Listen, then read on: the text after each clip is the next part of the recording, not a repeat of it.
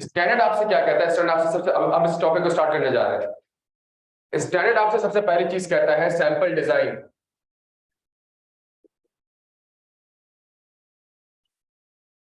क्या मतलब sample design? कि जब भी आप सैंपलिंग कर रहे हैं आपने क्या करना होगा, आपने सैंपल को डिजाइन करना होगा। जिस तरह कंफर्मेशन याद है क्या करते थे? भेजते नहीं थे पहले, पहले क्या करते थे? पहले डिजाइन करते थे। इसी तरीके से सैंपल को भी क्या करना होगा, या सैंपलिंग को भी क्या करना होगा? डिजाइन। डिजाइन करने के लिए उसने कुछ वर्ड्स कहे, मैं ये वर्ड्स यहाँ पे लिख रहा हूं, ठीक है? मैं समझा नहीं रहा।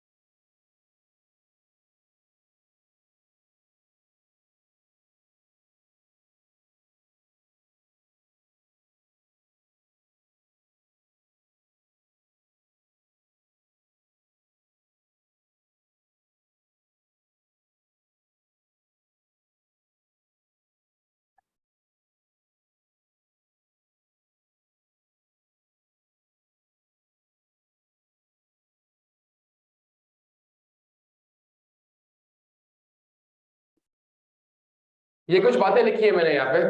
सबसे पहली चीज, characteristic of the population, purpose of audit procedure, sample size, sample selection method, statistical versus non statistical, stratification, define miss statement और प्रोजेक्ट मिस स्टेटमेंट। ये मैंने कुछ वर्ड्स लिखे हैं, हमने पूरी क्लास में आज बैठ के इन्हीं वर्ड्स को समझना है। डन हो गया? तो सैंपल डिजाइन करते हुए आपने किन चीजों का ख्याल रखना पड़ेगा? इन चीजों का ख्याल रखना पड़ेगा। इसमें सबसे पहली चीज मैं डिस्कस करने जा रहा हूं, एक एक वर्ड समझाऊंगा और बड़ा लॉजिकली समझाऊंगा।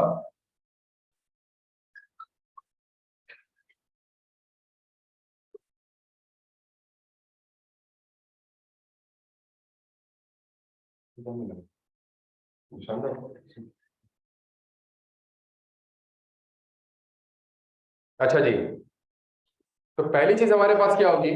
Sample, sample size. सही है। अच्छा, सैंपलिंग टेस्ट ऑफ कंट्रोल्स में भी होती है और टेस्ट ऑफ डिटेल्स में भी होती है, दोनों में होती है। टेस्ट ऑफ कंट्रोल्स में भी होती है जानी, और टेस्ट ऑफ, अभी हम क्या पढ़ने जा रहे हैं? टेस्ट ऑफ डिटेल्स पढ़ने जा रहे हैं। अभी हम सैंपल साइज किसका पढ़ने जा रहे हैं? Test of details. स्टैंडर्ड आपसे कहता है सबसे पहली चीज, कितने सैंपल? याद आ रहा है? कितने सैंपल? तो डिपेंड करता है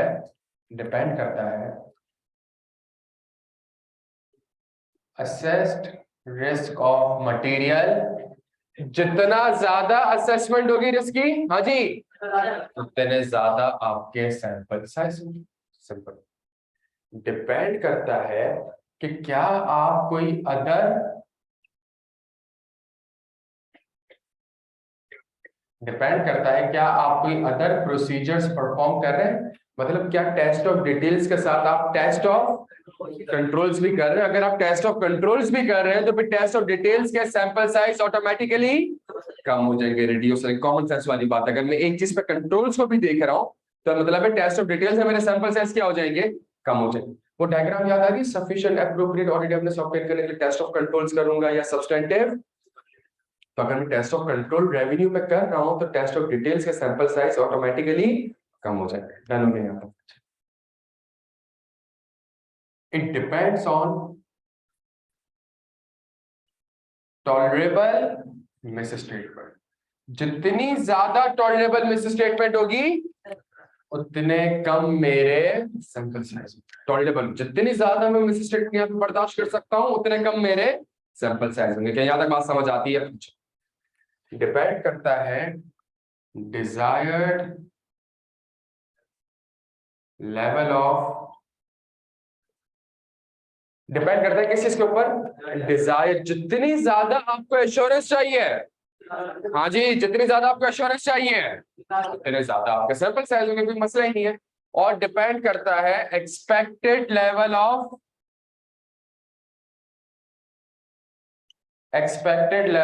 जल्दी छेदी छेदी छेदी छेदी मिस स्टेटमेंट। क्या मतलब इसका? इसका क्या मतलब? जितनी ज्यादा आपकी एक्सपेक्टेशन है कि यहाँ पे मिस स्टेटमेंट हो सकती है या मौजूद है, कम सैंपल करूंगा, नहीं नहीं उतने ही। अगेन मैं आपको एक बात बता दूं, आइजा 530 भी आपको नहीं बताता कि 4 सैंपल करने के 5 सैंपल करने। आइजा 530 भी आपको सिर्फ और सिर्फ क्या प्रोवाइड कर रहा होता है, गाइडेंस प्रोवाइड कर रहा होता है। कि यहाँ तक बात समझ आती है बच्चों? क्लियर है हम सारे यहाँ पे? अच्छा, इस इक्वेशन को गौर से देखिएगा, ये audit risk is equal to inherent risk multiply by control risk multiply by detection risk, यही मोर और लेस वहीं से याद चल। डन हो गया प्यारे बच्चों? जितना ज्यादा ऑडिट रिस्क होगा मतलब expected level of miss statement ज्यादा होगा, उतने ज्यादा आपके सैंपल साइज होंगे, ताकि डिटेक्शन रिस्क आपको ऑटोमेटिकली, जितना ज्यादा इनहेरेंट रिस्क होगा उतने ज्यादा, अगर आप कंट्रोल्स को टेस्ट कर रहे हैं तो इसका मतलब है कंट्रोल रिस्क आपका कम है, तो इसका मतलब है सैंपल साइज ऑटोमेटिकली आपके कम हो जाएंगे। वही सारी मिला जुला के बातें बनती है। डन हो गया भाई यहाँ तक? ये हमारे पास कहलाता है कि हम सैंपल, इसका मतलब है मुझे ये पता चल गया उस पॉपुलेशन में से कि मैंने कितने सैंपल्स को सेलेक्ट करना है, मैंने कितने सैंपल, कौन सा वर्ड यूज किया मैंने, कितने वर्ड्स को। अगली चीज आ गई, अगली चीज आ गई, सैंपल सिलेक्शन मेथड।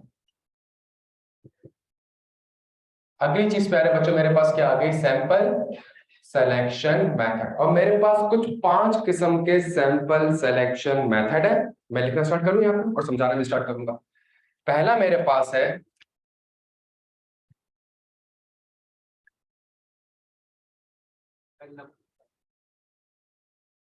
जी, यानी 1-2 बार लेट हुआ, मैं वैसे लेट होता नहीं हूं। अगर तुमने ये सोच लिया कि यार सर तो आएंगे 12:30 बजे, तो गलत कर रहे हो और हल्का ले रहे हो भाई।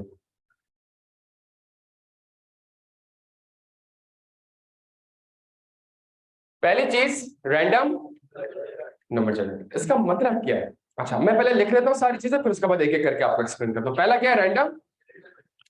दूसरा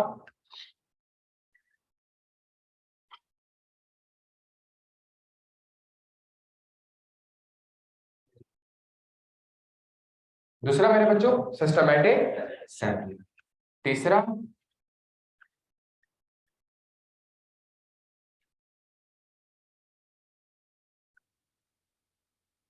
मॉनिटरिंग यूनिट सैंपलिंग, ये तीसरा है हमारे पास, सही है। चौथा, चौथा पांचवा मैं बताऊं, हैप्पैज़र्ड।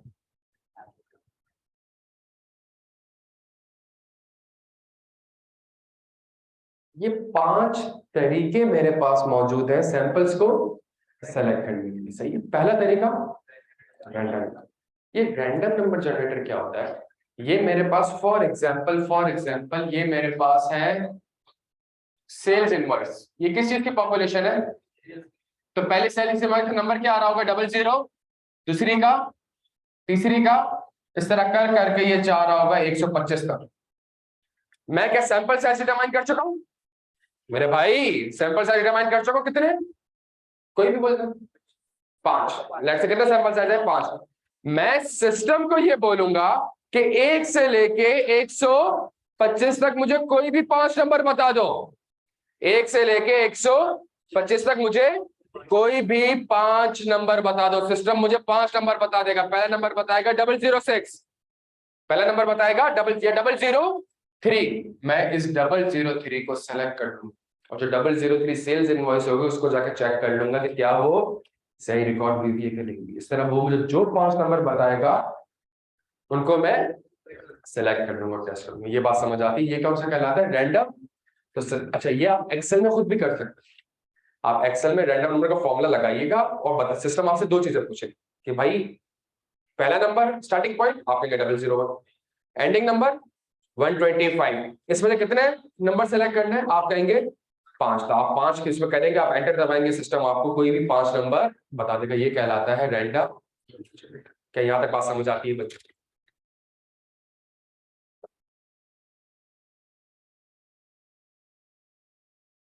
दूसरा, दूसरा सिस्टमैटिक सैंपलिंग, मैं दूसरा डिस्कस कर रहा हूं।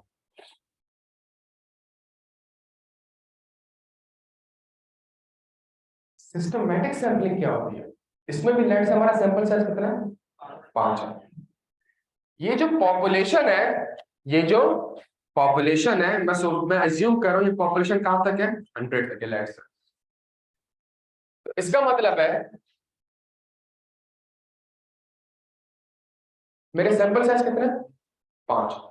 तो जो सैंपलिंग यूनिट्स है, जो ईच इंडिविजुअल कितने यूनिट्स है, 100, उसको डिवाइड कर दूंगा किससे, 5 से, तो मेरे पास क्या आ जाएगा, 20। ये 20 क्या कहलाता है, ये 20 कहलाता है सैंपलिंग इंटरवल। ये 5 क्या था मेरे पास, ये 5 कहलाता है सैंपलिंग साइज, और ये इंडिविजुअल यूनिट्स, इसको आप सैंपलिंग यूनिट्स भी कह सकते हैं, बिकॉज इसमें से सैंपल्स को आप सेलेक्ट, क्या है ये सैंपलिंग। तो इसका मतलब है आप लिखें 1 से लेके 20, फिर लिखें 21 से लेके 40, फिर लिखें 41 से लेके 60, फिर लिखें 61 से लेके 80, फिर लिखें 81 से 100। कॉमन सेंस वाली बात है, 20 के कितने इंटरवल बना ले, 5, तो 100 सैंपलिंग यूनिट ऑटोमेटिकली कवर्ड हो जाएंगे। तो सिंपल मैथमेटिकल इक्वेशन है प्यारे बच्चों, सही है। तो 20 के कितने इंटरवल बना लिए, 5। आपने इसमें से कोई भी एक नंबर बताया मेरा भाई, 5। पहला सैंपल कौन सा सेलेक्ट होगा, जिसका सेल्स इनवॉइस नंबर कौन सा आ रहा है, 5। 5 में कितने ऐड करूं, 20। फिर कितने ऐड करूं, फिर कितने ऐड करूं, फिर कितने ऐड करूं, तो आप 20 ऐड करते रहे, तो हर सैंपलिंग इंटरवल से आपका एक सैंपल सेलेक्ट हो जाएगा। ये कहलाता है सिस्टमैटिक सैंपलिंग। क्या यहां तक बात समझ आती है बच्चों, डन हो गया यहाँ पे मेरे भाई, क्लियर है अब सारे यहाँ पे। ये मेरे पास क्या कहलाएगी, ये मेरे पास कहलाएगी सिस्टमैटिक सैंपलिंग। तीसरा मॉनिटरी, अच्छा ये हमारे सिलेबस से हटा दिया है, लेकिन मैं फिर भी आपको पढ़ा रहा हूँ, बिकॉज पास्ट पेपर्स में इसका वर्ड यूज हो रहा है, और बड़े अनफॉर्चुनेट से बात है, बहुत ये वो चीजें हैं जो कि प्रैक्टिकली बहुत ज्यादा, मतलब अगर आप किसी से पूछे ना कि सर सेल्स में इनमें से कौन सा करूँ, आपको कोई जवाब नहीं दे सके। अगर किसी से भी आप पूछेंगे ना सर कि सेल्स में और रिसीवेबल में कौन सा करूं और इसमें कौन सा करूं, ये किस में अप्लाई होगा, ये पीपी में अप्लाई कर सकता हूँ, आपको कोई जवाब, जब जवाब नहीं है तो सिलेबस से हटा देते, ये उड़ा दिया सिलेबस से। मॉनिटरी यूनिट सैंपलिंग आपके सिलेबस से, बड़े अफसोस की बात है कि हमारा आईटी का एक बड़ा जबरदस्त एरिया हुआ करता था, इलेक्ट्रॉनिक डेटा इंटरचेंज और ऑनलाइन सिस्टम, एडीआई और ऑनलाइन सिस्टम, और एक और डेटा हुआ करता था लॉजिकल एक्सेस कंट्रोल। ये वो 3 चीजें जिसको पढ़ाने की जरूरत नहीं है, ये तो मैं और आप ऑलरेडी अपनी रोजमर्रा की जिंदगी में कर रहे होते हैं। ये मैं और आप ऑलरेडी अपनी रोजमर्रा की जिंदगी में इसको कर रहे होते हैं। इसको भी क्या कर दिया है उस सिलेबस से, जो पुराने बाबा बैठे हुए हैं वो उनको पता ही नहीं एडीआई होता है क्या, ऑनलाइन सिस्टम होता है, राधा दिन के पढ़ाना पड़े। आप सोचे एक तरफ हमसे कह रहे हैं फिनटेक करवाओ बच्चों से, हाँ दूसरी तरफ हमसे कह रहे हैं वो एक और कोर्स है, कौन सा, डेटा एनालिटिक्स, वो करवाओ। और यहाँ ऑडिट में जो आईटी से रिलेटेड चीजें हैं वो सारी, पीडब्ल्यूसी की अभी कोई मेरे ख्याल से कोई कोई उनका सेमिनार वगैरह हुआ है जिसपे वो बैठ के ये सोच रहे हैं कि यार ये आर्टिफिशियल इंटेलिजेंस और ये एल्गोरिथम वगैरह इनके थ्रू अब से हमने ऑडिट करना है। वो यहाँ पे फर्म में ये वाली बातें चल रही है, सारी फर्म्स बैठ के जो अगर आप देखेंगे बिग 4 बिग 6 सारी फर्म्स ये बैठ के अप्लाई कर रही हैं, और यहाँ कैफ लेवल पे इसको इसको उड़ा दिया गया है सिर्फ इस वजह से कि यार पढ़ाई कौन बच्चों को इतना, तो ये लेकिन मैं पढ़ाऊंगा आपको चीज सही, मॉनिटरी बिकॉज पास्ट पेपर्स। मसला ये है ना कि मसला आप जब फर्म में जाएंगे तो फिर क्या क्या फायदा होगा, मुझे पता है ना, फायदा नहीं होगा, नजर पे नहीं मिला सकेंगे हम एक दूसरे से। तो ये इसको समझ सकते हैं जरूरी, बिकॉज पास्ट पेपर्स में सवाल है वो, और अगर ये नहीं पढ़ेंगे ना हमको बाकी तो समझ में नहीं आएंगे। अभी तो 2 समझ में आ रहे हैं आपको, अभी जो मैं आपके साथ करूंगा तो इंशाल्लाह मैं थोड़ी सी और चीजें क्लियर होंगी। अच्छा, मॉनिटरी यूनिट सैंपलिंग क्या है, मॉनिटरी यूनिट सैंपलिंग ये है कि ये जो 1 से लेके 100 तक है, तो पहला आ रहा था 10 रुपए का इनवॉइस, दूसरा आ रहा था 4 रुपए का, तीसरा आ रहा था 3 रुपए का, चौथा 2 रुपए का, पांचवा 800 रुपए का। बताए कौन सा सेलेक्ट करेगा ये 800 वाला। क्यों, ये जो सैंपलिंग यूनिट है ये किस चीज को कंसीडर कर रहा होगा, मॉनेटरी, और जिसकी वैल्यू ज्यादा होगी ये उसको सेलेक्ट कर लेगा। ये कहलाता है monetary unit sampling. For example मैं नंबर लिखता हूं, 4 रुपए, 3 रुपए, 2 रुपए, 1200 रुपए, 1500 रुपए, ₹20, ₹40, ₹30। अगर इस पॉपुलेशन में 3 सैंपल साइज है आपका, बताए तो सिस्टम कौन सा सेलेक्ट करके देगा? 1200, 1500 और तो यहाँ पे वो किसको मेजर करेगा? मॉनेटरी टर्म उसमें देख रहा होगा। डन हो गया प्यारे बच्चों, ये मेरे पास कौन सा सिस्टम कहलाता है? मॉनेटरी। तो सर जब इतना ही आसान था तो हटाया कि उसका भी रीजन है, वो थोड़ी देर में जब आप सवाल पूछेंगे उसका जवाब आता नहीं है, सही है, तो ये इसका भी एक रीजन है। तो ये हमारा तीसरा तरीका कौन सा कहलाता है? मॉनेटरी।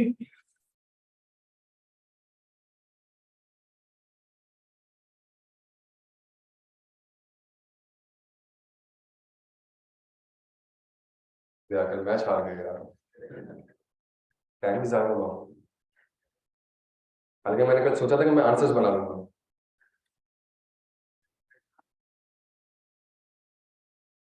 चले जी, ये हो गया। इसका मतलब ये है, इसका मतलब ये है, अच्छा एक चीज रह गई, कौन सी रह गई? दो चीजें रह गई, कौन सी रह गई? Block selection. ब्लॉक सिलेक्शन का ये मतलब ये होता है कि ये जो पॉपुलेशन है, ये जो पॉपुलेशन है, इस पॉपुलेशन में से मैं कहता हूं मुझे सिर्फ और सिर्फ इन एरियाज में से, इस ब्लॉक में से, तो मैं इस पॉपुलेशन में क्या बना रहा होता हूं? एक ब्लॉक बना रहा होता हूं। सैंपल सेलेक्ट भी कहां से कर रहा होता हूं? इसी ब्लॉक से कर रहा होता हूं, यहां से या यहां से सैंपल्स को सेलेक्ट नहीं कर रहा होता। ये तरीका कौन सा कहलाता है मेरे प्यारे बच्चों? ये ब्लॉक सिलेक्शन मेथड। आखिरी क्या है मेरे पास? ये जो हैज़ार्ड है, ये सुनने नोट नहीं करना है, ये सुनते रहे, मेरे पास समझा नहीं रहा हूं, मैं कुछ समझाऊंगा तो। ये जो हैज़ार्ड है, इसका मतलब है ऑडिटर की जो दिली ख्वाहिश हो, ऑडिटर सैंपल्स को सेलेक्ट करना है। क्या मतलब? ऑडिटर का है मुझे तो ये वाली ट्रांजैक्शन सेलेक्ट करनी है, मुझे तो ये वाली ट्रांजैक्शन सेलेक्ट करनी है, मुझे तो ये वाली, मुझे तो ये वाली, मुझे तो ये वाली। तो ये जो ऑडिटर सेलेक्ट कर रहा है, कोई सिस्टमैटिक सैंपलिंग नहीं कर रहा, बल्कि क्या कर रहा है? अपने अपने मर्जी से जो उसको ट्रांजैक्शन समझ में आ रही है वो उसको सेलेक्ट कर रहा है। क्या यहां तक बात समझ आती है? अच्छा नहीं, रैंडम सैंपलिंग में आपको सिस्टम बता रहा होता है। वो आपने देखा है कौन बनेगा करोड़पति? वो उसमें क्या कह रहा होता है? हाँ कंप्यूटर। बस अगला सवाल, तो वो जो है ना वो सिस्टम आपको बता रहा था। यहाँ पे मैं सिर्फ इसकी एग्जांपल देता हूँ। देखिए हम ऑडिट कर रहे थे मोहन पिक का, तो अब मोहन पिक के पास जो रूम्स हैं वो सिंगल बेड वाले भी थे और डबल। अब हमारा फोकस डबल बेड वाले, इसमें सिंगल बेड क्या यार जानी। हाँ तो अब अगर मैं सारे के सारे सैंपल्स कहाँ से सेलेक्ट कर रहा हूँ? डबल बेड वाले से सेलेक्ट कर रहा हूँ। इट मींस कोई सिस्टमैटिक सैंपलिंग नहीं हो रही है। कहां से हो रही है ये? और स्पेसिफिकली फिर मैं 14th फेब को जाके सैंपल सेलेक्ट करूंगा, तो ये मतलब ये मेरी अपने इसके, ये कौन सी सैंपलिंग कहलाएगी? ये मेरे पास कहलाएगी, ये हैज़ार्ड सैंपलिंग कहलाएगी। क्या यहां तक बात समझ आती है?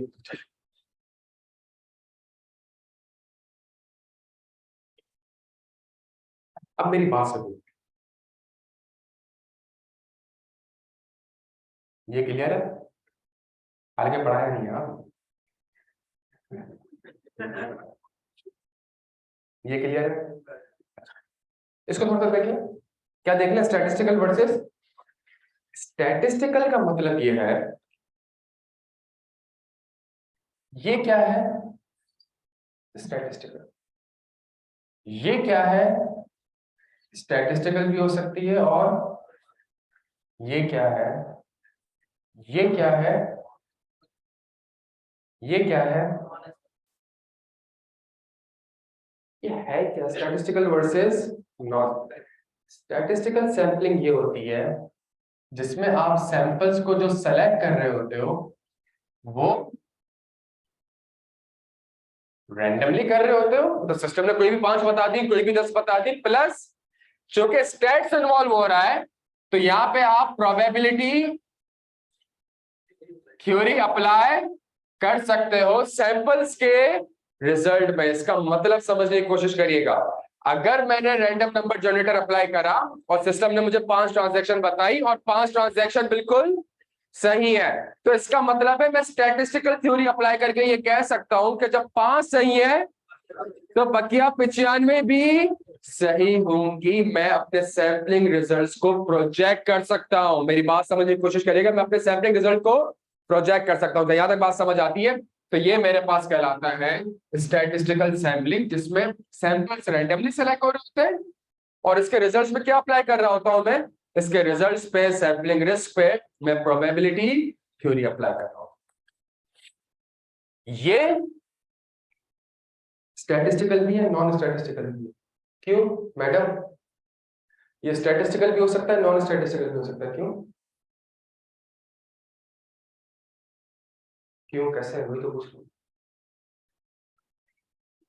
नहीं, ये तो मैं सिस्टमैटिक सैंपलिंग की बात कर, मैं कैसे ही नहीं किया, कंप्लीट करें।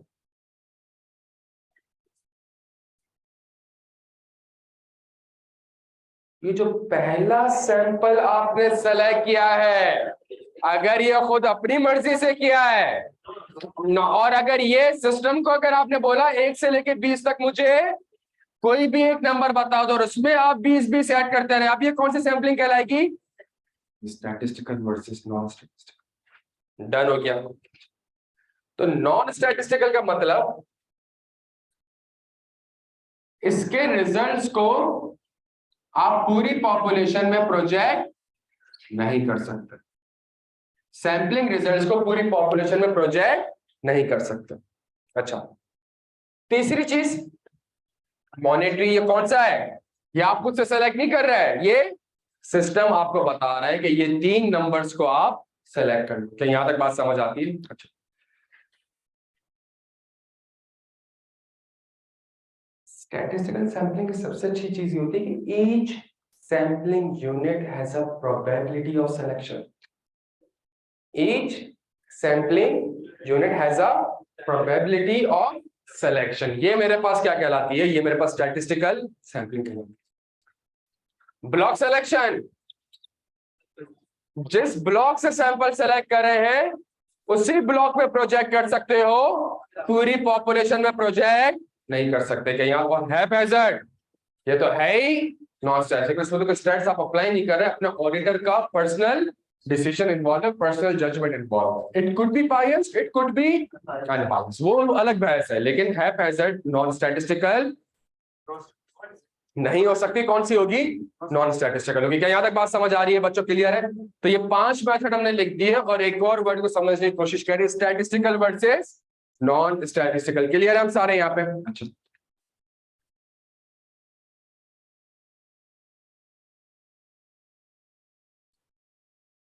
हाँ जी, तो अभी तो सबसे आगे बैठता है यार, तूने मतलब सोचा हुआ था। हाँ, पीछे कौन बैठा था? हाँ,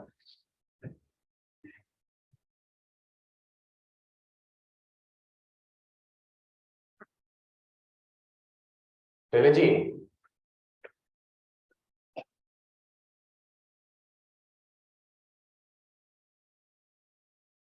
डन है यहां तक बच्चों? क्लियर है सारे यहां तक? अच्छा, मेरी बात समझने की कोशिश करिएगा। याद आ रहा है? याद है? ये याद है?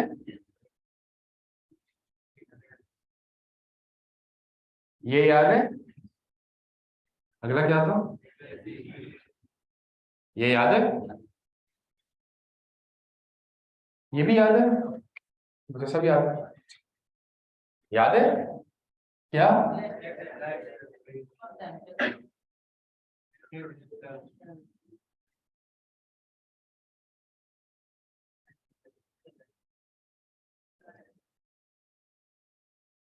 And inspect original goods delivery.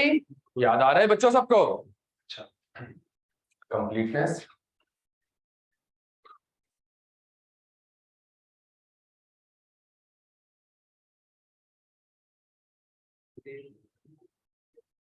याद आ रहा है इसको भी?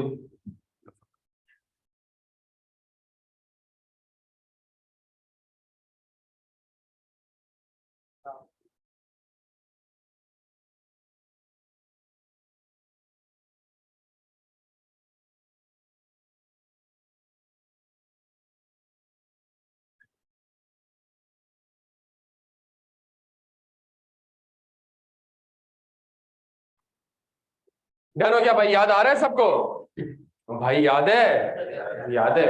बस कुछ नहीं, आज हम सिर्फ इसको पढ़ रहे हैं। आज की क्लास में हम इस चीज को पढ़ रहे हैं। किस चीज को? Select samples. ये सैंपल्स, सैंपल्स लिखा हुआ है तो सैंपल साइज क्या होगा, इसको पढ़ा। और ये जो क्या वर्ड यूज हो रहा है, सेलेक्ट, इसको पढ़ रहे हैं। इस सेलेक्ट को अभी हम पढ़ रहे हैं। क्या यहाँ तक बात समझ आती है? अब मेरी बात सुनिएगा। अकरेंस क्या है?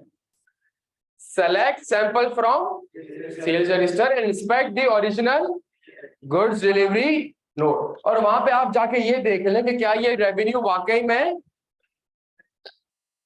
मींस ये मैं कह रहा हूं सेल्स इनवॉइस नहीं, इसको मैं क्या कह रहा हूं, सेल्स। मैंने ये देखना है कि क्या वाकई में पूरे साल जो रेवेन्यू मैनेजमेंट ने रिकॉर्ड करा है, क्या वो वाकई में अकर्ड हुआ है कि नहीं हो। तो मैंने क्या करा, मैंने कहा select sample from sales register, inspect the original goods delivery. मेरी बात समझने की कोशिश करिए। Select sample through random number generator.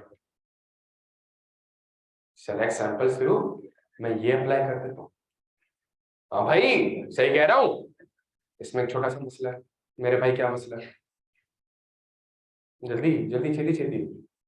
अबे तुझसे बात कर रहा हूँ। हाँ हाँ, कैसी हो गई है लेकिन जल्दी।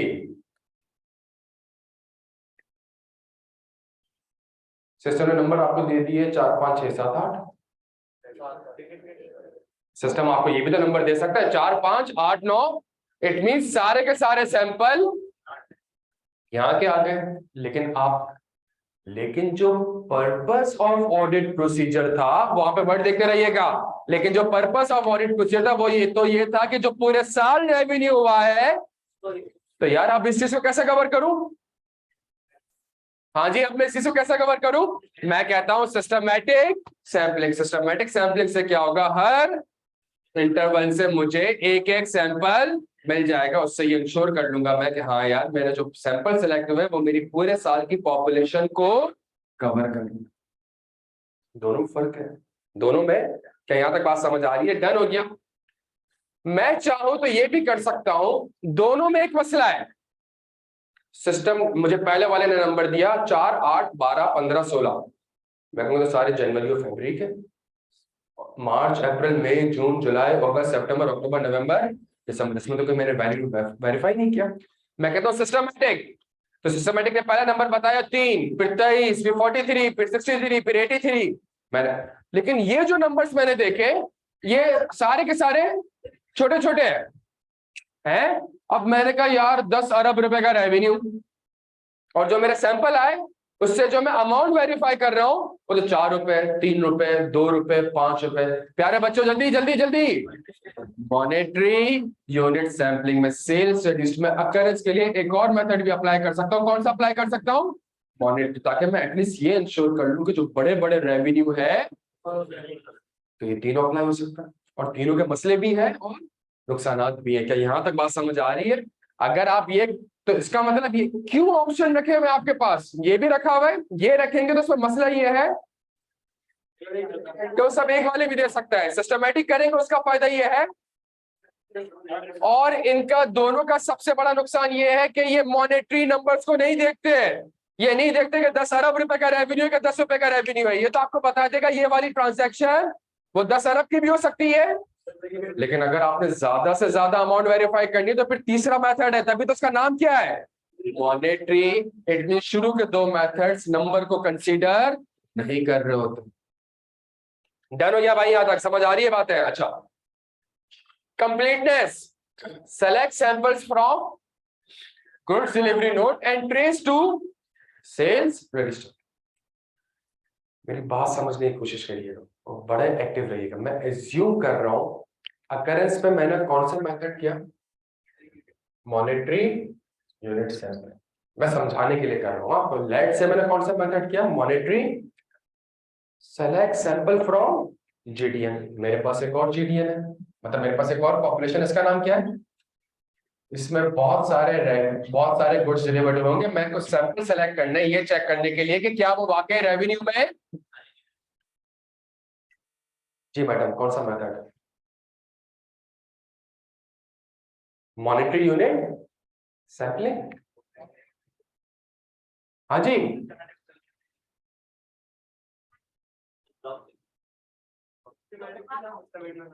प्यारे बच्चों, यहाँ पे मैं रैंडम नंबर जनरेटर भी कर सकता हूँ और सिस्टमैटिक सैम्पलिंग भी कर सकता हूँ। क्यों? मुझे अमाउंट तो वेरीफाई करनी नहीं है, मुझे तो सिर्फ ये देखना है कि क्या ये जो गुड्स डिलीवर्ड हुए हैं, क्या ये रेवेन्यू में आ रहा है कि नहीं आ रहा। खुदा का वास्ता है, अकरेंस और कंप्लीटनेस दोनों के लिए सेम मेथड मत लगा देना। पहली बात, कंप्लीटनेस पे आप मॉनिटरी यूनिट सैंपलिंग अप्लाई कर ही नहीं सकते, बिकॉज गुड्स डिलीवरी नोट में क्वांटिटी आ रही होगी, अमाउंट नहीं आती। सेल्स अमाउंट वेयर हाउस वालों को क्या पता कितने की इनवॉइस है। तो पहली चीज, कैरेक्टरिस्टिक ऑफ द पॉपुलेशन ऐसी है कि उसमें आप मॉनिटरी यूनिट सैंपलिंग अप्लाई कर ही नहीं सकते। और आपका पर्पस सिर्फ इतना है कि पूरे साल जो गुड्स डिलीवर्ड हुए हैं, क्या वो सेल्स रजिस्टर में पूरे साल तो आप रैंडम नंबर जनरेटर भी कर सकते हैं और आप सिस्टमैटिक सैंपलिंग भी कर। खुदा ना खास्ता अगर आपने कंप्लीटनेस में भी क्या लगा दिया, एमयूएस, तो आपने कबीरा गुनाह कर दिया। क्यों? आपने एक ही ट्रांजैक्शन को 2 बार वेरीफाई कर लिया। बिकॉज अगर आपने एमयूएस लगाया और 5 ट्रांजैक्शन सेलेक्ट करी तो ये बड़ी वाली आई, तो जीडीएन में भी एमयूएस अप्लाई करेंगे, क्या वेरीफाई करी, तो आपको तो ऑलरेडी पता है कि रेवेन्यू रिकॉर्ड हुआ हुआ। ये इतना बड़ा ट्रिकी एरिया है, ये समझ आ रही है? ये इतना ज्यादा ये ट्रिकी एरिया है। क्लियर है भाई यहाँ पे? तो आप कभी भी अकरेंस और कंप्लीटनेस पे सेव नहीं कर सकते। डन हो गया भाई यहाँ तक? अच्छा, तीसरा, कट ऑफ। हाँ जी, तीसरा कौन सा मेथड? बस यही चीज सिखाने की कोशिश कर रहा हूँ प्यारे बच्चे, तो खुद आपने पिक कर लिया। अगर आपने रैंडम नंबर जनरेटर अप्लाई कर दिया या सिस्टमैटिक कर दिया या एमयूएस कर दिया, तो इसका मतलब है वो आपको रैंडम नंबर जनरेटर कोई भी 5-6 ट्रांजेक्शन बता सकता है। सिस्टम नंबर पूरे साल में से आपको बता रहा होगा। कैरेक्टरिस्टिक ऑफ द पॉपुलेशन, आपके ऑडिट प्रोसीजर का पर्पस क्या है? ईयर एंड के आसपास, जब ईयर एंड के आसपास रिस्क मौजूद है तो आपने क्या करना पड़ेगा? उसको ब्लॉक बनाना पड़ेगा। और यहाँ पे आप एक ब्लॉक सिलेक्शन बना के सैंपल्स को सिलेक्ट करेंगे, that is called block selection. और इसके रिजल्ट्स को आप पूरी पॉपुलेशन में प्रोजेक्ट नहीं कर सकते। क्या यहाँ तक बात समझ आ रही है बच्चों? क्लियर है हम सारे यहाँ पे? तो ये हमारे पास 5 सैंपल सिलेक्शन मेथड है। एक सेल्स का मैंने आपके सामने प्रोसीजर लिख दिया है, ये कोई मैं 10वीं बार लिख रहा हूँ। इसमें सेलेक्ट जो वर्ड है, सिर्फ इसको डिस्कस करेंगे आज। तो उस वक्त हमने ड्राफ्टिंग करी थी और एक वर्ड लिखते थे, क्या? सैंपल्स। हाँ जी, सेलेक्ट। ये जो सेलेक्ट हम कर रहे हैं प्यारे बच्चे, जो सेलेक्ट हम कर रहे हैं, सिलेक्शन के कुछ मेथड्स हैं। It could be random number generator, it could be systematic, it could be MUS, it could be block selection, और it could be haphazard sampling. इसमें से कुछ स्टैटिस्टिकल है, कुछ स्टैटिस्टिकल का फायदा ये है कि रैंडमली सेलेक्ट होते हैं, इसके रिजल्ट्स को पूरी पॉपुलेशन में आप प्रोजेक्ट कर सकते हैं। क्या यहाँ तक बात समझ आती है बच्चों?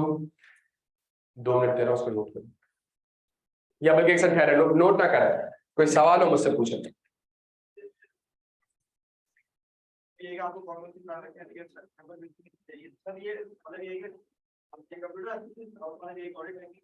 सॉरी जी, अगर से सुन कर रहे हो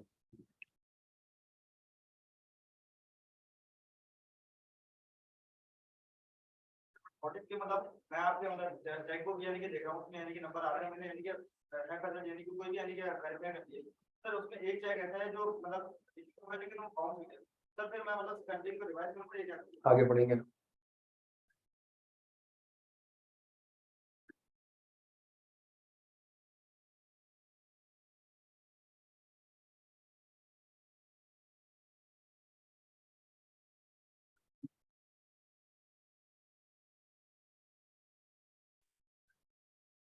बच्चों अब ये वर्ड समझ आ रहा है? कैरेक्टरिस्टिक ऑफ दी, अगर पॉपुलेशन की कैरेक्टरिस्टिक ऐसी है कि उसमें नंबर्स ही नहीं है, तो फिर आप मॉनिटरी यूनिट सैंपलिंग अप्लाई नहीं करेंगे। पर्पस ऑफ ऑडिट प्रोसीजर, अगर आपको पूरे साल में देखना है, पूरे साल से सैंपल सेलेक्ट करना है, तो फिर आप ब्लॉक सिलेक्शन अप्लाई नहीं करेंगे, आप रैंडम नंबर जनरेटर या सिस्टमैटिक। अगर आपका पर्पस ऑफ ऑडिट प्रोसीजर ये है कि मैं मैक्सिमम से मैक्सिमम रेवेन्यू वेरीफाई कर लूं, तो आप किसकी तरफ जाएंगे, मॉनेटरी यूनिट सैंपलिंग की तरफ जाएंगे। अगर आपकी कैरेक्टरिस्टिक ऑफ द पॉपुलेशन ये है कि उसमें जीडीएन के नंबर्स आ रहे हैं, जीडीएन की डेट आ रही है, और आपका पर्पस ऑफ ऑडिट प्रोसीजर ये है कि मुझे ईयर एंड के आसपास के सैंपल सेलेक्ट करने हैं, तो मैं ब्लॉक सिलेक्शन की तरफ जाऊंगा। क्या यहां तक बात समझ आती है? अगर ईयर एंड के आसपास रेवेन्यू में मसला है, तो इसके रिजल्ट को आप पूरी पॉपुलेशन में प्रोजेक्ट नहीं कर सकते, बिकॉज बकिया नंबर्स के चांसेस ऑफ सिलेक्शन है ही नहीं। जब किसी पॉपुलेशन या किसी सैंपलिंग यूनिट के चांसेस ऑफ सिलेक्शन नहीं है, तो आप इसके रिजल्ट्स को पूरी पॉपुलेशन में प्रोजेक्ट नहीं कर सकते। ये नॉन स्टैटिस्टिकल सैंपलिंग कहलाता है। नॉन स्टैटिक सैंपलिंग जिसके रिजल्ट्स को आप पूरी पॉपुलेशन में प्रोजेक्ट, सैंपलिंग रिजल्ट को पूरी पॉपुलेशन में प्रोजेक्ट नहीं कर सकते। क्या यहां तक बात समझ आती है सबको? एक कॉन्सेप्ट है जिसका नाम है स्ट्रैटिफिकेशन। स्ट्रैटिफिकेशन है क्या, मैं इसको यहां पे लिख देता हूं, फिर इसको समझते हैं। डिवाइडिंग अ पॉपुलेशन इनटू सब population. Each subpopulation has a unique characteristic. इसका फायदा क्या होगा? इसका फायदा ये होगा कि आपके सैंपल साइज कम हो जाएंगे, लेकिन इतनी खतरनाक बात लिख रहा हूं, लेकिन आपके सैंपलिंग रिस्क इंक्रीज नहीं होगा। ये तो उल्टी बात हो गई। हम तो हमेशा से पढ़ते थे कि जितने ज्यादा सैंपल साइज होंगे उतने कम सैंपलिंग रिस्क होंगे, लेकिन यहाँ पे वो कहता है कि स्ट्रैटिफिकेशन अगर आप कर लेंगे तो आपके सैंपल साइज, तो आपका सैंपलिंग रिस्क भी कम होना चाहिए। नहीं, सैंपलिंग रिस्क आपका कम नहीं होगा। क्या यहां तक बात समझ आती है? ये एक समय कम कर लेंगे तो आपका सैंपलिंग रिस्क बढ़ना चाहिए, लेकिन स्ट्रैटिफिकेशन से आपका सैंपलिंग रिस्क नहीं बढ़ेगा, नहीं बढ़ेगा। अच्छा, ये इसका एडवांटेज है। और इसके लिए कुछ चीजों का आपको, हाँ जी, ख्याल रखना पड़ेगा। और वो ख्याल किस चीज का रखना पड़ेगा? पहली चीज, ये जो सब पॉपुलेशन है, ये वाकई में यूनिक कैरेक्टरिस्टिक होनी चाहिए। सारी सब पॉपुलेशन आपस में मिक्स नहीं होनी चाहिए, पहली चीज। सेकंड चीज, हर सब पॉपुलेशन के रिजल्ट को आप उसी सब पॉपुलेशन में प्रोजेक्ट कर सकते। और अगर किसी सब पॉपुलेशन को आप इग्नोर करना चाहें, मतलब उसके ऊपर कोई भी काम ना करना चाहे, आप तभी कर सकते हैं अगर वो सब पॉपुलेशन इम्मटेरियल है। ये मैं कुछ चीजें आपको समझाने की कोशिश कर रहा हूं, उसको समझने की कोशिश करिएगा।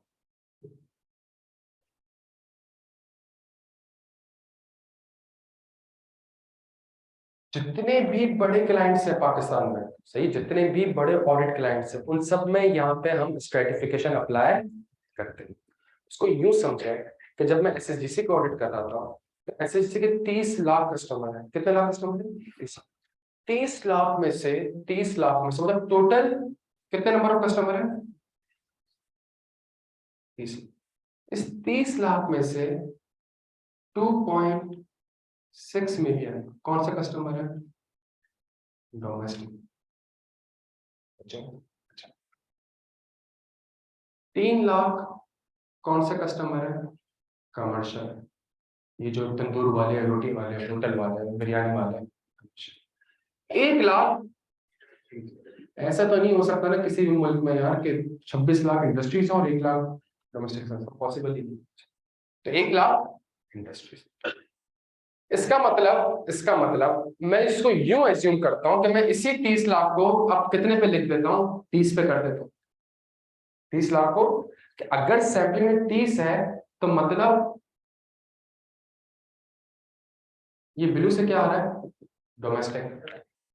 फिर जाके एक कमर्शियल आएगा, फिर वापस से डोमेस्टिक आने लगेंगे, फिर एक कमर्शियल आएगा, फिर वापस से डोमेस्टिक आने लगेंगे, फिर जाके एक इंडस्ट्रियल कस्टमर आएगा, फिर हमारे पास वापस से डोमेस्टिक डोमेस्टिक डोमेस्टिक, और फिर हमारे पास जाके एक तो ब्लैक से कमर्शियल कितने हो गए 3, इंडस्ट्रियल कितने हो गए 1, डोमेस्टिक कितने हो गए। यहां तक बात समझ आ रही। मैं इसको आसानी के लिए इस 30 लाखों में कितने पे लेकर आ गया, मतलब कि अगर आप इसको परसेंटेज से मल्टीप्लाई करेंगे तो यही परसेंटेज निकलेगी। डन हो गया मेरे बच्चों। अच्छा, अगर मैं अब मुझे एसएसजीसी का रेवेन्यू वेरीफाई करना है, एसएसजीसी का, अब मुझे खुद बताएं 26, अच्छा एसएसजीसी का टोटल रेवेन्यू कितना है 180 बिलियन, 180 बिलियन, जिसमें से सिर्फ 20 बिलियन किसका है डोमेस्टिक का, 30 बिलियन किसका है कमर्शियल का, बाकी कितना बचा। हाँ जी 130 बिलियन किस चीज का है इंडस्ट्रियल का। ये एक्चुअल रिजल्ट है ना हमारे पास। जितना के इलेक्ट्रिक गैस यूज करता है उतनी आप तो यूज नहीं करते होंगे ना यार। आपका बिल कितने का आता होगा 200 300 रुपए 500 रुपए, बिरयानी वाले का कितना आ जाता होगा 50,000 25,000 15,000। बट के इलेक्ट्रिक हो गई, पीएसएमएल हो गई, एंग्रो हो गई, फौजी फर्टिलाइजर हो गई, इनके तो 1,000 2,000 में तो बिल, उनके तो बिलियंस के बिल होते हैं। क्या यहाँ तक बात समझ आती है। लेट से मेरे सैंपल साइज कितने 10 कितने सेलेक्ट करने हैं मुझे 10। अब जब मैं 10 सेलेक्ट करने जाता हूं तो मैं पहला तरीका कौन सा लगाता हूं, मुझे बताएं 10 में से 9 सैंपल से कौन से सेलेक्ट करके देगा।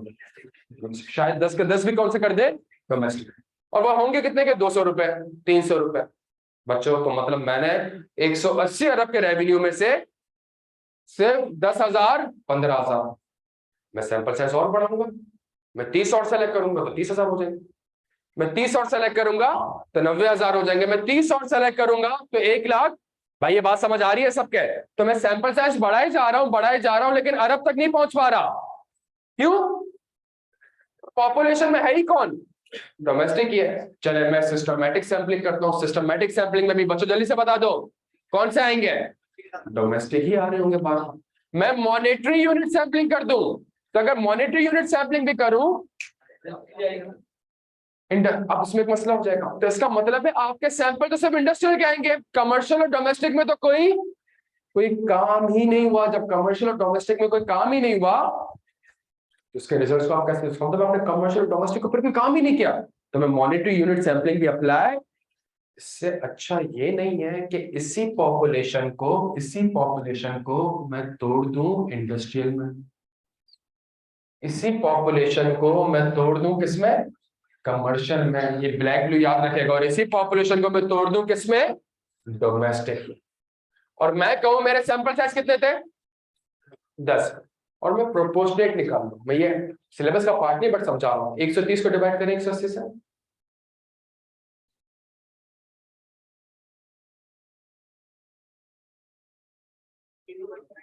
मल्टीप्लाई कर दे 30 से, हाँ 21 पॉइंट, तो मतलब मैं 22। इसी तरीके से कमर्शियल को 30 को डिवाइड करें 180 से और मल्टीप्लाई करें 30 से 5, मतलब यहां से कितने सैंपल आएंगे समझ आ रही। मैंने सिर्फ प्रोपोर्शनल फॉर्मूला लगाया, इतना फॉर्मूला पता है ना। मैंने सिर्फ क्या करा, इससे हुआ क्या, मेरे 22 सैंपल्स कहां से सेलेक्ट हो गए इंडस्ट्रियल से, मेरे 5 सैंपल कहां से सेलेक्ट हुए और मेरे 3 सैंपल कहां से सेलेक्ट हुए डोमेस्टिक से। अब जब मैं ये सैंपलिंग करूंगा तो कर 30 सैंपल ले रहा हूं, पहले आपके सामने 120 सैंपल तक चला गया था, नहीं मैं 120 तक चला गया था, मैं रेवेन्यू उतना वेरीफाई, मेरा सैंपलिंग रिस्क फिर भी ज्यादा था। अब मैं 120 सैंपल से कहां पे आ गया हूं, उसी 30 सैंपल पे आ गया हूं, लेकिन मेरे सैंपल साइज कम हो रहा है लेकिन मेरा सैंपलिंग रिस्क नहीं बढ़ रहा। क्या यहां तक बात समझ आई, क्यों, बिकॉज यहाँ जो 22 सैंपल्स वेरीफाई कर रहा हूं उसका रेवेन्यू शायद 60-70 अरब रुपए का। क्या यहां तक बात समझ आती है। बस इस चीज का ख्याल रखना है, अगर इनको आपने वेरीफाई किया, इसके रिजल्ट को आप ये नहीं कह सकते कि कमर्शियल भी ठीक है और डोमेस्टिक भी ठीक है, ये नहीं कह सकते। क्या यहां तक बात समझ आ रही है। इस चीज का हमने क्या रखना है, ख्याल रखना है। मैं इस चीज को डिस्कस कर, जब आपने सब पॉपुलेशन करी आपने कहा भाई डोमेस्टिक तो बिल्कुल ही छोटा बैलेंस है, इसके ऊपर तो कोई काम करने की जरूरत एग्रीड ना करें, प्रोवाइडेड दैट वो क्या होना चाहिए, वो इममटेरियल होना चाहिए। तो अगर आप डोमेस्टिक को इग्नोर करना चाहते हैं तो आप तभी कर सकते हैं जब वो आपने ख्याल रखना है ये कौन सी पॉपुलेशन है, इंडस्ट्रियल की। इसके अंदर कमर्शियल या डोमेस्टिक, ये कौन सी है, इसके अंदर इंडस्ट्रियल या ये कौन सी है, इसके अंदर इंडस्ट्रियल और कमर्शियल का कोई एक सैंपल भी, इस चीज का आपने ख्याल रखना है। Each population has a unique characteristic. ये इंडस्ट्रियल की पॉपुलेशन है, ये कमर्शियल की है, ये। और स्ट्रेटिफिकेशन के बहुत, मैडम क्लियर है? और स्ट्रेटिफिकेशन बहुत से तरीके से हो सकती है। मैं पीएनजी को ऑडिट करता था, तो पीएनजी में आपको पता है ना, पीएनजी के तो बेतहाशा प्रोडक्ट्स होते हैं, तो वहां पर स्ट्रेटिफिकेशन किस बेसिस पे हो रही होती है, ताकि मैं ये इंश्योर कर लूं कि मैंने एरियल का भी सैंपल सेलेक्ट कर लिया है, मैंने सेफगार्ड का भी सैंपल सेलेक्ट कर लिया है, मैंने फलां शैम्पू का भी सैंपल सेलेक्ट कर लिया है, मेरे सारे प्रोडक्ट के सैंपल सेलेक्ट हो चुके हैं, तो मैं स्ट्रेटिफिकेशन वहां पे प्रोडक्ट बेस करता हूं। अगर एक ऐसी कंपनी है जो कि इंपोर्ट भी करती है और एक्सपोर्ट भी करती है, तो वहां मैं स्ट्रेटिफिकेशन कस्टमर वाइज भी करता हूँ, रीजन वाइज भी करता हूँ, कंट्री वाइज भी करता हूँ, प्रोडक्ट वाइज भी करता हूँ, अमाउंट वाइज भी करता हूँ, नेचर ऑफ कस्टमर। स्ट्रेटिफिकेशन के बहुत से तरीके। मैं बैंक का जब ऑडिट करता हूँ, तो बैंक ऑडिट पे आप खुद सोचे ना, आपके मैं और आपका अकाउंट में कितने पैसे जमा करेंगे, 10,000, 15,000, 25,000, 50,000। लेकिन एक इतना बड़ा कॉर्पोरेट क्लाइंट होगा, क्या उसने भी इतने पैसे जमा करेंगे? नहीं, उसने इतने पैसे जमा नहीं, उसने तो 40 अरब रुपए, 50 अरब रुपए, 60 अरब रुपए, 80 अरब रुपए। इसका मतलब वहां पे जब हम सैम्पलिंग करते हैं, तो कस्टमर की टाइप की बेसिस पर करते हैं कि इंडिविजुअल कस्टमर है, ये हालांकि इतने ज्यादा होते हैं लेकिन बैलेंसेस कम होता है। कॉर्पोरेट कस्टमर बहुत कम होते हैं लेकिन उनके बैलेंसेस बहुत ज्यादा होते हैं। क्या यहाँ तक बात समझ आती है? ये मेरे पास कहलाता है प्यारे बच्चों क्या, स्ट्रेटिफिकेशन। क्लियर हो गया हम सारे? यहाँ पे डन हो गया। स्ट्रेटिफिकेशन से होता क्या है, स्ट्रेटिफिकेशन का एडवांटेज क्या है? ऑडिट एफिशिएंसी इंप्रूव हो जाती है, एफिशिएंसी इंप्रूव हो रही है, इसलिए सैंपल साइज कम कर रहा हूं, लेकिन सैंपलिंग रिस्क मेरा नहीं बढ़ा। This is the only exception of audit risk is equal to inherent risk multiply by control risk multiply by detection risk. उस वक्त हम पढ़ते थे कि सैंपल साइज कम करोगे तो डिटेक्शन रिस्क बढ़ जाएगा, लेकिन अगर स्ट्रेटिफिकेशन करोगे और सैंपल साइज कम भी हो गया तो आपका डिटेक्शन रिस्क नहीं बढ़ेगा, बिकॉज आपकी एफिशिएंसी इंप्रूव हो चुकी है। मेरे भाई समझ आ रही है? ये जो हम कर रहे थे, मुझे खुद पता होगा मैं 30 सैंपल वेरीफाई करता, कितना रेवेन्यू वेरीफाई करता? 1 लाख रुपए का। 30 और करता, 2 लाख, 30 और करता, 3 लाख, 30 और करता, तो 120 सैंपल्स वेरीफाई कर रहा हूं और 4 लाख का रेवेन्यू वेरीफाई कर रहा हूं। अब 30 सैंपल कर रहा हूं, लेकिन कैसे कर रहा हूं? तो क्या अब भी 4 लाख का सैंपल वेरीफाई होगा? नहीं, 4 लाख का सैंपल तो वेरीफाई हो नहीं, तो 40 अरब का रेवेन्यू वेरीफाई होगा, तो सैंपल साइज कम हो रहा है, सैंपलिंग रिस्क नहीं बढ़ रहा। क्या यहां तक बात समझ आती है बच्चों? क्लियर है? ये मेरे पास कहलाता है कौन सा कॉन्सेप्ट? स्ट्रेटिफिकेशन का। डन हो गया यहां तक? अच्छा जी, ऑनलाइन वाला आप लोग क्लियर हो बेटा?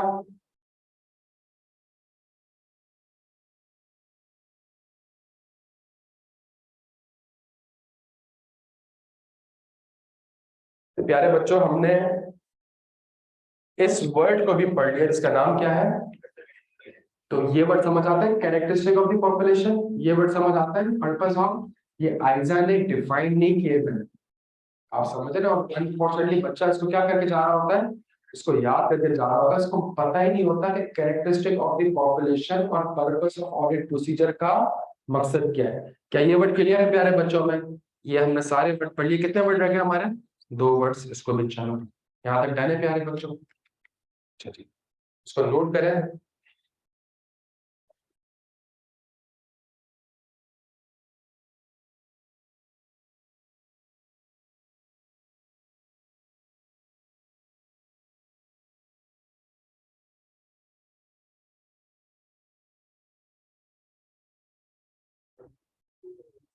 हाँ जी, हाँ,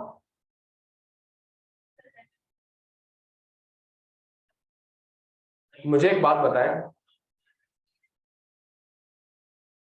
पीपी की एग्जिस्टेंस, तो एक फिक्स ऐसे रजिस्टर होगा आपके पास, तो फिक्स रजिस्टर होगा, तो उसमें से आपको सैंपल सेलेक्ट करेंगे, जाके उसकी एग्जिस्टेंस लेके आ जाएंगे। कंप्लीटनेस के लिए क्या करेंगे? फिजिकल देखेंगे तो कैसे सेलेक्ट करेंगे? जो फिजिकल एसेट पड़े हुए उसकी तो कोई पॉपुलेशन नहीं है। देखिए, सेल्स की कंप्लीटनेस के लिए जीडीएन रजिस्टर है, परचेज की कंप्लीटनेस के लिए जीआरएन रजिस्टर है, फिक्स एसेट रजिस्टर की कंप्लीटनेस के लिए कोई रजिस्टर थोड़ी है। तो यहां जब मैं घूमूंगा और घूमते फिरते मैं कहूंगा हाँ जी ये वाला एसिड, तो ये मेरे पास क्या अप्लाई हो रहा होगा, हैज़ार्ड अप्लाई हो रहा होगा। क्या यहां तक बात समझ आती है? तो यहाँ पे हम नॉर्मली हैज़ार्ड सिलेक्शन कर दो। डन हो गया मेरे भाई? चलिए कोई और सवाल? सैंपलिंग वही करते हैं जहाँ पॉपुलेशन यानी कि ज्यादा होती है। लेट्स से अगर ये जैसे आपने 1 लाख यानी कि कस्टमर बोले और यहाँ पे यानी कि 10 या 20 होंगे तो तब भी हम यानी कि सैंपल यानी अप्लाई करें। सॉरी वापस करें। जैसे यहाँ पे एक हम सैम्पलिंग पढ़ रहे हैं, अभी हम 100% तो पढ़ ही नहीं रहे ना, तभी हम सैम्पलिंग पढ़ रहे हैं। जब 100% पढ़ेंगे तो उसको डिस्कस करेंगे। अभी तो हम सैम्पलिंग पढ़ रहे हैं ना, ऐसा 5 से 30 sampling. Sorry, no no, strategy इस पॉपुलेशन, ये आपके पास आ गई सही है। इसमें आप एमईएस भी अप्लाई कर सकते हैं, इसमें आप रैंडम नंबर जनरेटर भी अप्लाई कर सकते हैं, इसमें आप हैपसेट भी है सही। ये सिर्फ और सिर्फ पॉपुलेशन को डिवाइड कर रहा है। सब ब्लॉक सिलेक्शन, एक पॉपुलेशन सब पॉपुलेशन डिवाइड नहीं होती, एक ब्लॉक आप सिर्फ सेलेक्ट करना। फॉर एग्जांपल जब कोविड आया था, तो जिस टाइम पीरियड पे कोविड था उस टाइम पीरियड पे रिस्क के चांसेस, तो हमने स्पेसिफिकली ब्लॉक सिलेक्शन किया था कि ये जो मंथ है ना मार्च अप्रैल वाले, यहाँ पे एरर ऑफ फ्रॉड के चांसेस ज्यादा है, हमने ये करा। एक कंपनी थी उसने नया प्रोडक्ट बनाया और बेचना स्टार्ट किया, सिर्फ 2 महीने बनाया और 2 महीने बेचा, तो हम कहेंगे यार ये तो हमारे सैंपल में आ ही नहीं रहा, तो हमने क्या करा था उस 2 स्पेसिफिक मंथ्स का एक ब्लॉक सिलेक्शन, हम स्ट्रेटिफिकेशन भी कर सकते हैं।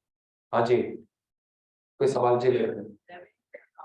इसका जो कॉरेस्पॉन्डिंग इम्पैक्ट और रिसीवेबल पे आता है, मतलब रिसीवेबल भी वेरीफाई होगी नहीं, कि मैं रेवेन्यू भी काम करता हूं तो रेवेन्यू और रिसीवेबल की कॉरेस्पॉन्डिंग, हाँ रिसीवेबल भी वेरीफाई होगी। नहीं, रिसीवेबल एसेट पे होता है। जब एसेट पे होता है तो वो 10 साल पुराना भी अगर कोई रेवेन्यू होगा, आपने तो इस साल के रेवेन्यू पे काम किया, तो सिंपल सी चीज है, फॉर द ईयर एंडेड और एसेट। ख्याल में लिखा हुआ है जानी, ये सब पॉपुलेशन के रिजल्ट को सब पॉपुलेशन पे ही प्रोजेक्ट करना, और सब पॉपुलेशन को आप इग्नोर उसी वक्त कर सकते हैं जब वो सब पॉपुलेशन इमटेरियल होगी। क्या क्या मेरे भाई?